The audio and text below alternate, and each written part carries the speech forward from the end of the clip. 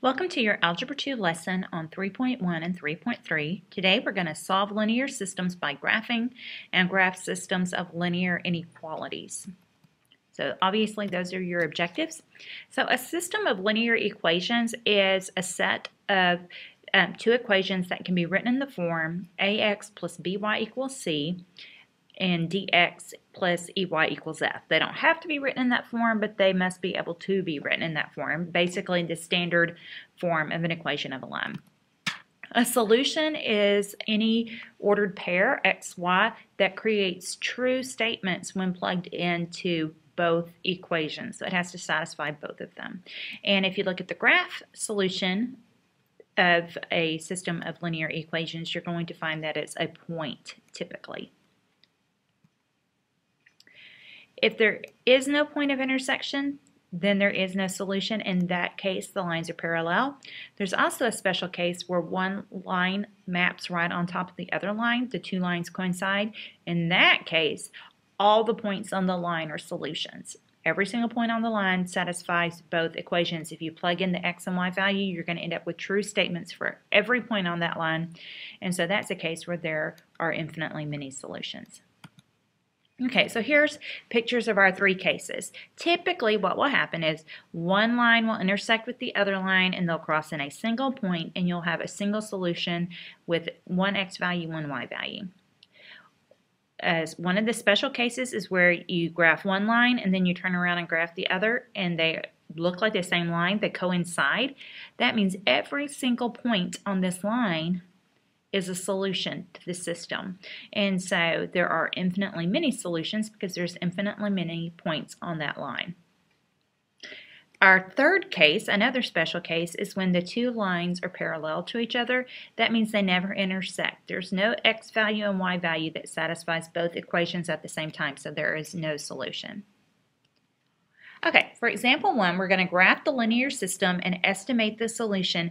Then we're going to check the solution algebraically. So we have two equations of two lines that are in standard form. You can either rearrange them to be in slope-intercept form and graph them, or you can find the x-intercept and the y-intercept and play connect the dots. If you need help with graphing lines, you need to go back to your Chapter 2 videos or come in and see me. Okay. So you graph the two lines, and here we've got the 4x plus y equals 8 line, and then here we've got the 2x minus 3y equals 18 line, and they intersect at 3, negative 4. It's going to be really important that you use graph paper whenever you graph lines when you're solving a system of equations so you can see where they intersect well. All right, we can check this algebraically by plugging in 3 for x and negative 4 for y, because that was our ordered pair, 3, negative 4, and make sure that we get true statements for both equations. So in the first equation, 4x plus y equals 8, we'd have 4 times 3 plus negative 4 equals 8. 12 minus 4 does equal 8, so it works for that one. We have to show it works for the other solution. So we've got 2x minus 3y equals 18. So 2 times 3 minus 3 times negative 4 equals 18. That's 6 minus negative 12, so 6 plus 12, and 18 equals 18. So great, it worked. 3, negative 4 works in both equations, so it is our solution. All right, let's look at example 2. We're going to solve the system. We've got 4x minus 3y equals 8, 8x minus 6y equals 16. We need to graph each one. Well, when we graph 4x minus 3y equals 8, and then we turn around and graph 8x minus 6y equals 16, we'll find that they actually form the same line. They are coinciding lines. So each point of the line is a solution. There's infinitely many points on the line, so there are infinitely many solutions. All right, for example 3, we have 2x plus y equals 4, 2x plus y equals 1. We need to graph each one of those. So when we graph 2x plus y equals 4, we end up with this line right here. When we graph 2x plus y equals 1, we end up with this line. They are parallel. They never intersect, and so that means that we have no solution for this system of equations. All right, let's look at a word problem. You ride an express bus from the center of town to your street. You have two payment options. Option A is to buy a monthly pass and pay $1 per ride. Option B is to pay $2.50 per ride. A monthly pass costs $30. After how many rides will the total cost of the two options be the same? Okay, so let's write an equation for option A. So it's going to be total cost in dollars is going to equal the cost per ride, that's dollars per ride, times the number of rides plus the monthly fee. We've got to make sure we add that in. So we get y equals 1, because it's $1 per ride, times x plus 30. Okay, so for option 2, it's just the total cost equals the cost per ride times number of rides, because you don't have to pay an initial fee for this one. So it's just y equals 2.5x. Okay, so we graph our two equations and we look for where the lines intersect. And so here's our y equals 2.5x. So it's got y-intercept is 0, slope of 2.5. Here's our y equals x plus 30, has a y-intercept of 30, and then it has a slope of 1. So at 2050, the lines intersect. So what does that mean? That means at 20 rides, it will cost you $50, and they both cost the same amount. So let's see. Let's check and see if this works by plugging in 50 for y and 20 for x. 50 does equal 1 times 20, or 20 plus 30. Equation 2, 50 does equal 2.5 times 20. Okay. The total cost after 20 rides are the same. So the answer is B. All right, some important definitions. A system of linear inequalities is similar to a system of linear equations, except you have inequality statements rather than equations. So that means you're going to shade.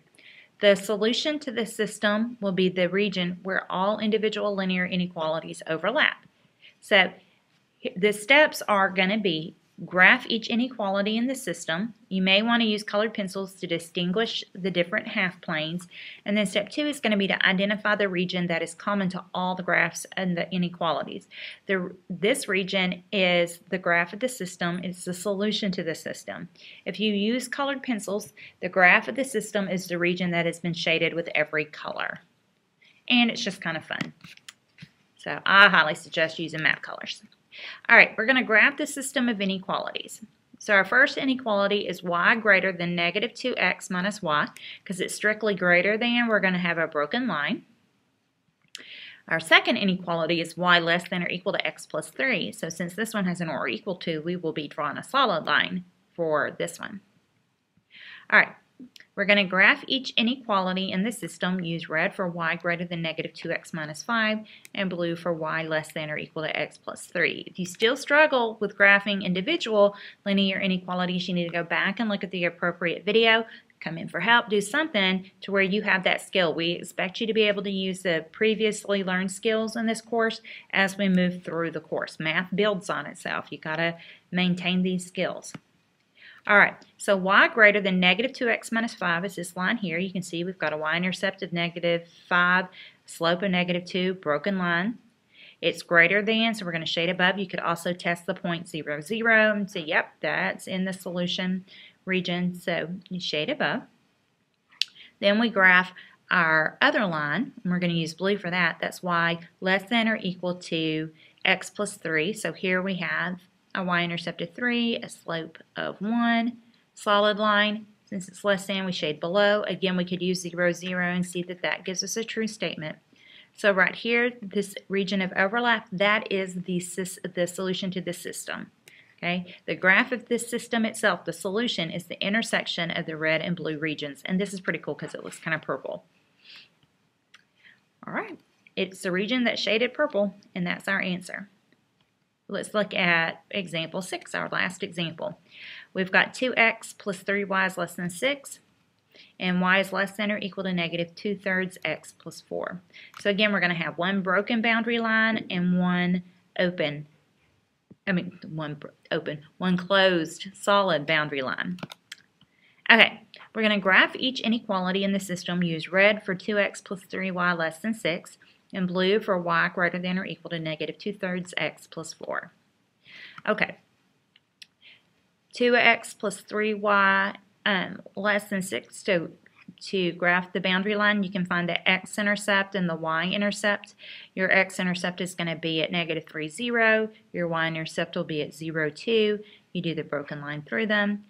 Let's see, y would be less than, is on the left, and we've got less than, so we're going to shade below. If we plugged in 0, 0, we would get a true statement, so that makes sense that we're going to shade in that direction. Y greater than or equal to -2/3 x plus 4. Here's our y-intercept at 4, down to right 3. Yep, that's how they found another point. Drawing a solid line. It's y greater than or equal to, so we would shade above. Again, if we plugged in 0, 0, you get 0 greater than or equal to, this would be 0 plus 4, so 0 greater than or equal to 4. Nope, that's not true, so we shade it on the other side, this side without 0, 0. So here we go. We're looking for the region of overlap. We've got parallel lines and we're shading in opposite directions. There's no region of overlap, so there is no solution. So you actually want to write no solution by this, or make the empty set symbol, so that we know that you know that there's no solution here. Okay guys, that's it for this video. Do the problems to try on your own, and I will see you in class. Thank you for watching the video and taking good notes. If you need to, go back and watch some of it again. Have a good day, and I will see you soon.